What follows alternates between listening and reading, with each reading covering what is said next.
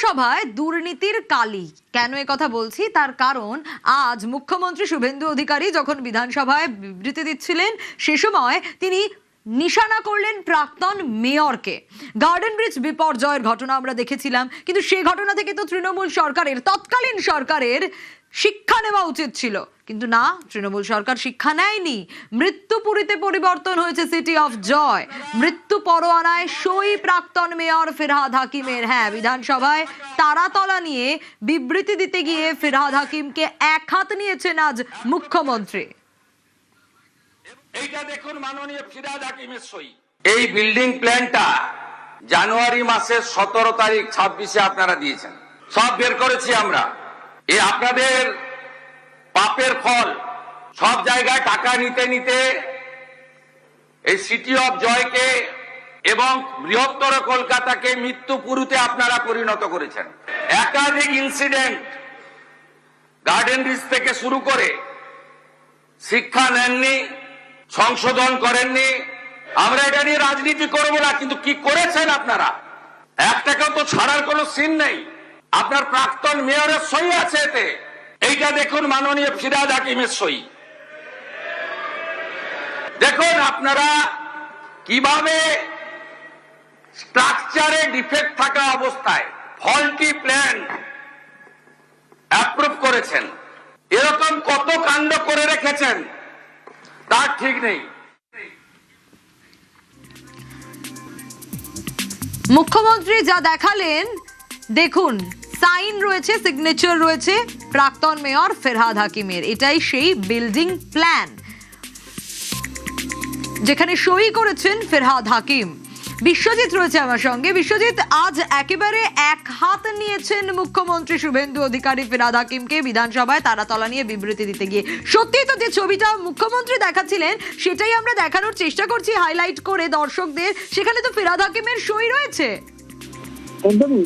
কলকাতা পুরসভার Kolkata municipal act থেকে 1980 তার যে প্রবিধান রয়েছে, তার যে নিয়ম রয়েছে, সেই অনুযায়ী কেউ যে বিল্ডিং এর জন্য আবেদন যখন করেন, এই আবেদন অর্থাৎ P2 যে ট্রান্সপোর্ট ডিপোট রোড, যেখানে কলকাতা পুরসভার 80 নম্বর ওয়ার্ডে এই যে বিতর্কিত যে বিল্ডিংটি ধসে গেছে, যে গোডাউনটি ধসে গেছে, সেই গোডাউনটির আবেদন বিল্ডিং এর প্ল্যান অনুযায়ী আবেদন করা হয়েছিল সেপ্টেম্বরে। আর এখানে যে টিকিটি মুখ্যমন্ত্রী দেখাচ্ছেন সেটা কিন্তু কলকাতা মিউনিসিপ্যাল কর্পোরেশনের যে নিয়ম রয়েছে, যে এই ধরনের বড় যে বিল্ডিং এর ক্ষেত্রে প্ল্যান পাস করানোর আগে, প্ল্যান পাস আমরা জানি জানুয়ারি 26 হয়েছে, তার আগে MBC অর্থাৎ মেম্বার অফ বিল্ডিং কমিটি, এই কমিটিতে কারা কারা রয়েছেন, যেমন এই যে বিল্ডিং যেটা 80 নম্বর ওয়ার্ডের যে বিল্ডিংটি, এর জন্য মিউনিসিপ্যাল কমিশন, তিনি হচ্ছেন চেয়ারম্যান থাকবেন। সেই সময় সুমিত গুপ্ত তিনি ছিলেন মিউনিসিপ্যাল কমিশনার, অর্থাৎ নভেম্বর। আমরা জানি যে অক্টোবরেই চেঞ্জ হয়েছিল কমিশনার, এবং নতুন কমিশনার আছেন সুমিত গুপ্ত। সেই সময়ে এই তার চেয়ারম্যানে এই যে MBC অর্থাৎ গুরুত্বপূর্ণ এই ধরনের বড় বড় বিল্ডিং এর ক্ষেত্রে মেম্বার অফ বিল্ডিং কমিটি তারা পাস করেন। এবং সেখানে কে রয়েছেন? সেখানে ডিজি বিল্ডিং কনভেনার রয়েছেন, সেখানে চেয়ারম্যান হচ্ছেন municipal commissioner, representative of commissioner of police অর্থাৎ কলকাতা পুলিশের কমিশনারের একজন প্রতিনিধি থাকবেন, representative of West Bengal fire service তাদের একজন রিপ্রেজেন্টেটিভ থাকবে, MEDর একজন রিপ্রেজেন্টেটিভ অর্থাৎ মিউনিসিপ্যাল যে পুর নগর উন্নয়ন দপ্তর, এছাড়াও আর্কিটেক্ট একজন থাকবেন, টাউন প্ল্যানার একজন থাকবেন, এবং KMD এর প্রতিনিধি, যেহেতু KMD এর জমি ওখানে, তাই KMD এর প্রতিনিধি থাকবে। এই যে মুখ্যমন্ত্রী যে চিঠিটি দেখিয়েছেন, যে সই, সেই সয়ে এরপর এই committee, member of building committee, যেটা চেয়ারম্যান কমিশন সহ এরা যখন পাস করে দেবেন, তখন মেয়র তাতে সই করেন, শিলমোহরটা মেয়র দেন।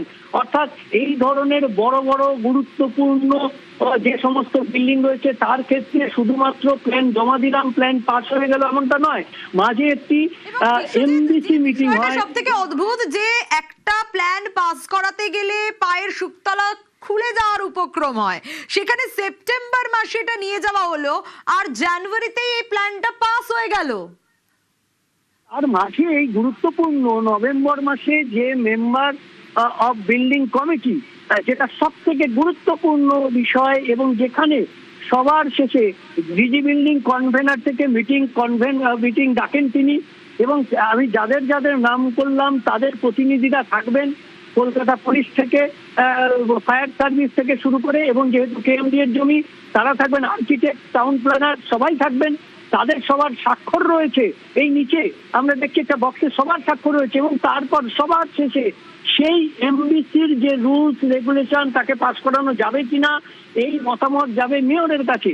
শেষ সিলমোহরটা মেয়র দেবেন, কারণ বিল্ডিং বিভাগের তিনিই দায়িত্বে, এবং সেই মেয়রের বিল্ডিং যখন তিনি এতে সিলমোহর দিয়েছেন, মেয়র যখন সই করেছেন, তারপর কলকাতা পুরসভার যে আবেদন বিল্ডিং বিভাগে 9 নম্বর বরফে পড়েছে, তাদের বিল্ডিং ইঞ্জিনিয়ার তারা তারপর সেইটার প্রসিডিংস করে প্ল্যান আর যে নকশা, সেই নকশা দেখে, সেই নকশার যে প্রয়োজনীয় কাগজপত্র সেগুলো দেখে তারা পারমিশন দিয়েছেন। সেই প্ল্যান পাস হয়েছে জানুয়ারি 2026। অর্থাৎ এই যে প্রক্রিয়া, সমস্ত প্রক্রিয়া ঠিক ছিল, এবং সেই প্রক্রিয়ার মধ্যেই এই বিল্ডিং এর জন্য অনুমোদন দিয়েছিলেন মেয়র। এটা অস্বীকার করার কোনো জায়গা নেই, কারণ এমবিসি হয়েছে। সব ক্ষেত্রে এমবিসি হয় না, এক্ষেত্রে এমবিসি হয়েছিল, গুরুত্বপূর্ণ বলেই এমবিসি হয়েছে, কারণ এই গুরুত্বপূর্ণ বিষয়গুলোর জন্যই এমবিসি রাখা হয়েছে। কলকাতা পুরসভার মেয়র যে কলকাতা মিউনিসিপ্যাল অ্যাক্ট 1980 অনুযায়ী, কাজেই এখানে অস্বীকার করার কোনো জায়গা নেই। এই সই সকলের পরে শেষ সিলমোহরটা মেয়র দিয়েছেন, এবং তারপরই এই প্ল্যান অনুমোদিত হয়েছে 2026। প্রাক্তন মেয়র ফেরহাদ হাকিম, তার সিগনেচার, তিনি সিলমোহর দিয়েছেন, আর তারপরেই প্ল্যানটা পাস হয়েছে। কিন্তু কি বলছেন প্রাক্তন মেয়র ফেরহাদ হাকিম, দেখি। প্ল্যান স্যাংশন হয় বিল্ডিং ডিপার্টমেন্ট, প্ল্যান আমার কাছে আসারও কথা না। আমি জানি না উনি কি বিষয়ে বলেছেন। জেনারেল প্ল্যান স্যাংশনের কর্পোরেশনের বিল্ডিং ডিপার্টমেন্ট, ওদের কমিশনার হয়ে ওটা অ্যাপ্রুভালের জন্য আমার কাছে এমবিসিটা আছে। ওটা শুধু ফর্মালিটিজ একটা, মানে এমবিসিতে টেকনিক্যাল পার্সনরা থাকে, এবং আমার ওটার মধ্যে কোনো এখতিয়ারও নেই। কোনো প্ল্যান স্যাংশনের ক্ষেত্রে এক্স মেয়রের কোনো মানে এখতিয়ার নেই, বা কোনটা ইলিগাল হলো কোনটা হলো না সেটা দেখারও এখতিয়ার আমার নেই। এটা কর্পোরেশনের রুলস। নাম উঠে এসেছে আর একজনেরও, কালী। এই কালী কে? এই কালী প্রাক্তন মেয়র ফেরহাদ হাকিমের পিএ ছিলেন। বিধানসভায় বিবৃতিতে রীতিমতো তৃণমূলকে তুলোধনা করেছেন মুখ্যমন্ত্রী। আজ তারাতলায় গোডাউন বিপর্যয়ে কলকাতা পুরসভায় দুর্নীতির কালী। আমরা কালীকে তুললে সব বেরিয়ে যাবে। কলকাতা কর্পোরেশনে কালী না বললে কোনো প্ল্যান হয় না।